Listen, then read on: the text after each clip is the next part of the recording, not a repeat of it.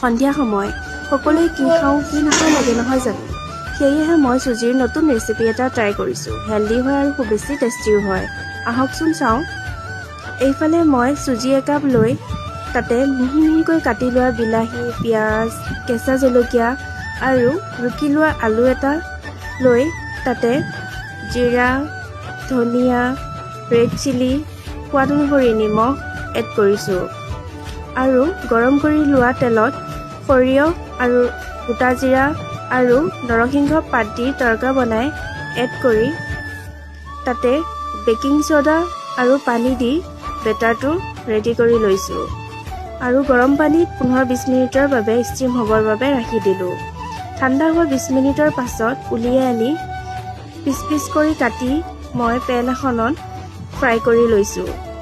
যদি ৰেচিপিটো চাই ভাল পাইছে সকলোৱে লাইক এটা কৰি দিব। আজিলৈ আহিছোঁ, বাই।